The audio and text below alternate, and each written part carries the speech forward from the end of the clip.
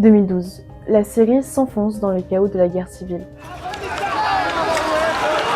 Le territoire se fragmente et les groupes djihadistes prennent de l'ampleur dans le pays. Total, Air Liquide, les fromageries Bell, toutes les multinationales françaises quittent le pays pour des raisons de sécurité. Mais dans le nord de la Syrie, à Dalebiya, une seule persiste, le cimentier Lafarge.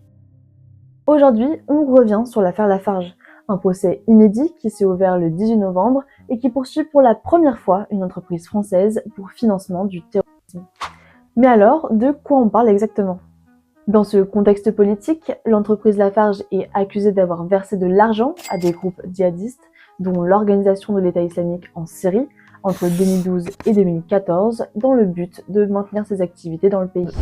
Et on ne parle pas de quelques pots de vin, mais de près de 5 millions d'euros versés pour garantir sa sécurité, permettre l'acheminement des matières premières et assurer l'activité de son usine.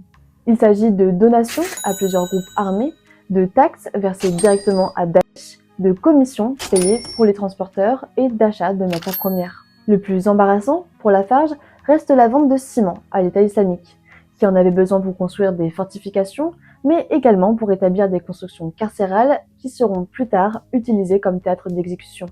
Et que répond la défense face à ces accusations ? Pour l'heure, les avocats des 8 prévenus dans cette affaire qualifient ces versements d'économie de racket, sous-entendant que la société ait été contrainte de verser cet argent.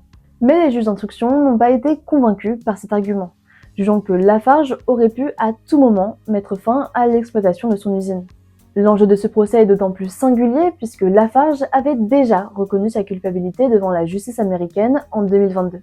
Mais encore plus inédit, un autre procès pourrait s'ouvrir devant la Cour d'assises spéciale de Paris, cette fois pour complicité de crimes contre l'humanité.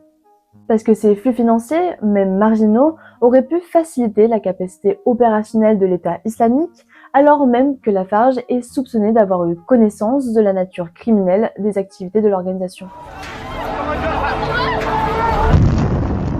Bref, c'est une histoire qui reste à suivre, mais qui soulève une vraie question.